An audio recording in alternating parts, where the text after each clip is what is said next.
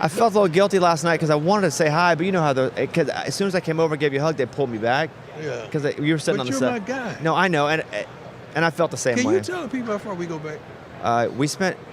Let me say this: I was with Please. Kurt Warner last night, and if your nose was itching, like my grandma used to say, like you can always tell how people feel about somebody when they talk about them when they're not there. True. And Kurt Warner loves you. I love Kurt though. Kurt is a great dude, man. We were just it was just a Deion love fest. Oh.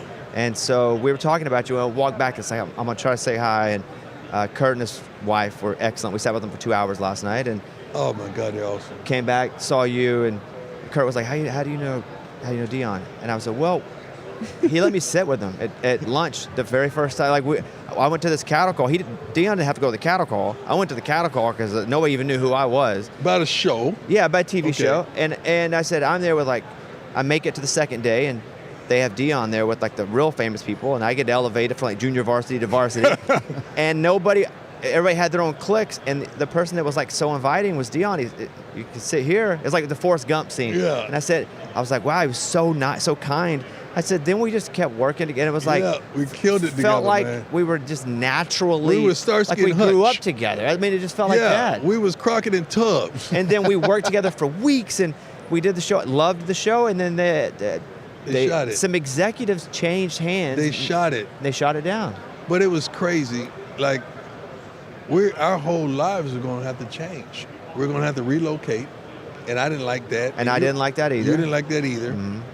And I just couldn't imagine, because I was already thinking forwardly, okay, I'm going to have to take my sons, because I had custody You were of my kids. coaching them too. You're in high school at the I was time. coaching. Yeah. And I was going to take my kids and put them in schools in New York, and I don't want to do this. And it just fell through. And maybe that's why That's maybe why. we didn't do it right then. Yeah. So, but I love you. And what's funny is the performer part of you, I understand and I love it. But when people start to slander the person, I get upset.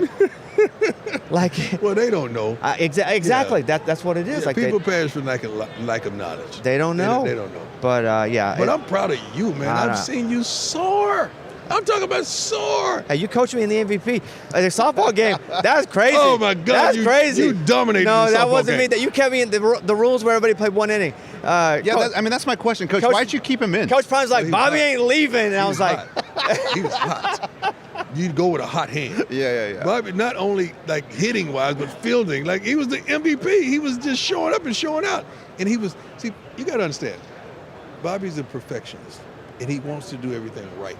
And he wants to achieve and go to the highest level. So while everybody's there playing a softball game, he was playing a softball game. right. No, he was trying. All right. you I'ma wanted to dominate win this. too, though, because you wanted to win as bad as anybody kept did. score. Yes. If they didn't keep score, I don't want to win. As long as you keep the score, I want to win. I agree. Of course. So I was seeing the talent, you come over here and sit down. Starsky and Hutch back together for that.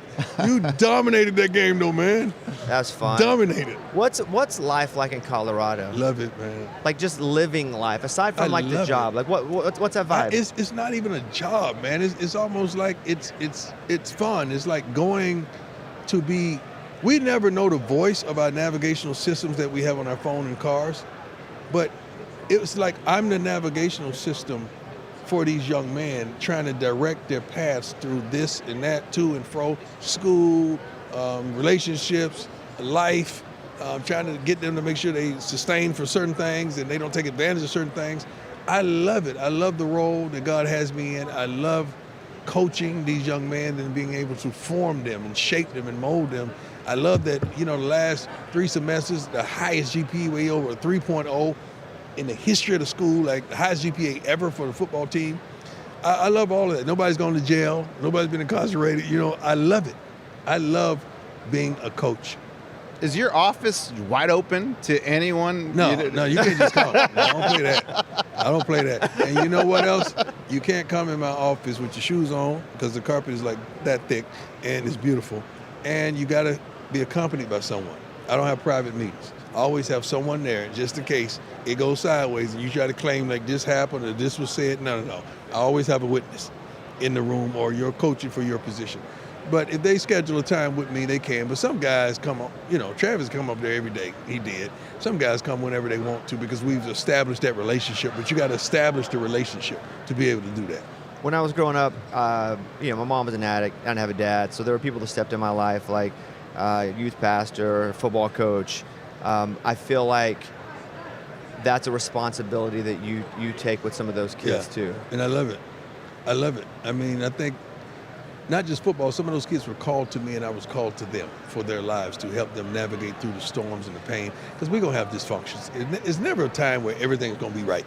When you have all this together, some bull junk over there is going to happen. When you have then you get that together, now some over here is going to happen. So it's going to be tribulation, and I'm thankful that I've been allowed to go through so much bull junk that I can speak intelligently on all the stuff that they're going through. That's why I'm navigating my sons. When I see Shador sitting up there and they are coming at him and he's sitting in the interview smiling and just giving it to him professionally, I love it because we prepared for these moments. How do you, as a dad, because I think this is a situation that I'm going to have, because circumstantially we grew up very similar. Right, that's right.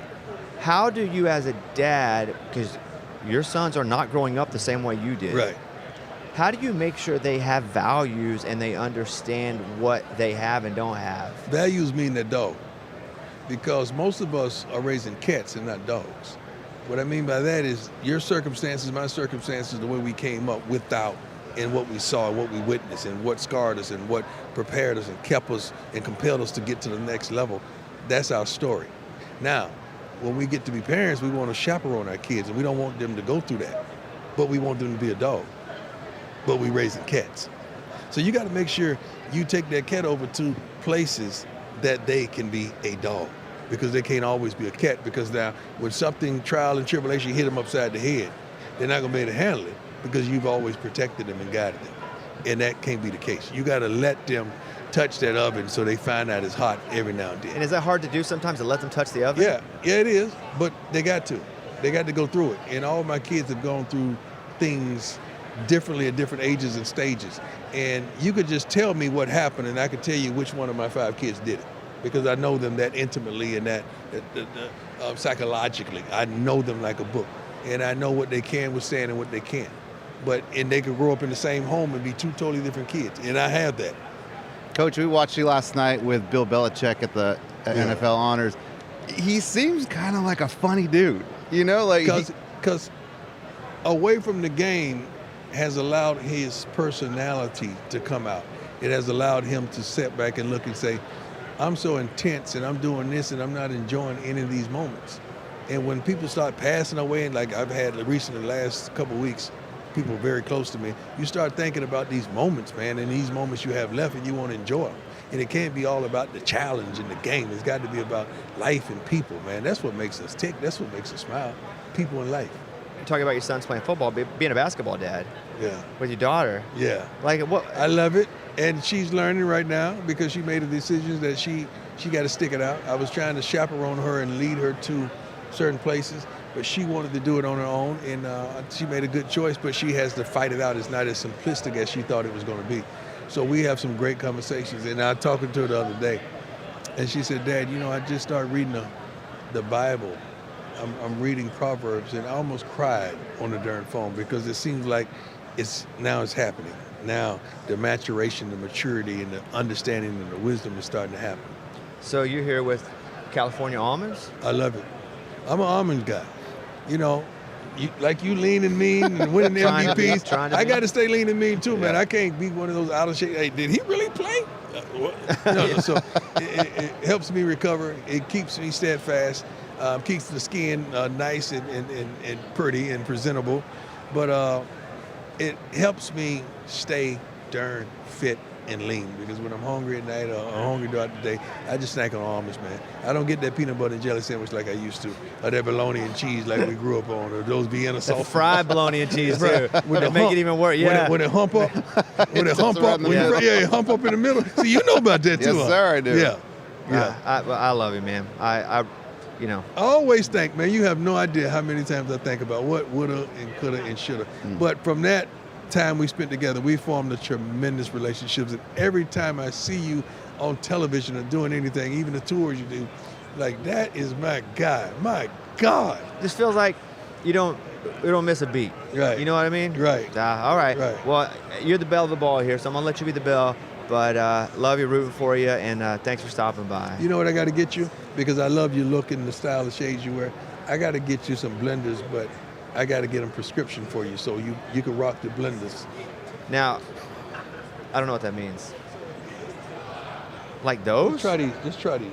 Oh, like Bones. The blenders. These are blenders. Oh, Bones. This could be Let me good. see. Oh my God.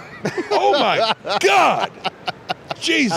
How's it look? Oh my! Can somebody please take a picture? Because this is the look. Yeah. Okay. This is the 2025 look. This is the new Bobby Yeah, Bones this is it. look. This is Okay. the Bones. I'm gonna send my prescription to one of your guys. Yeah. Oh, Sam, get the prescription. Yeah.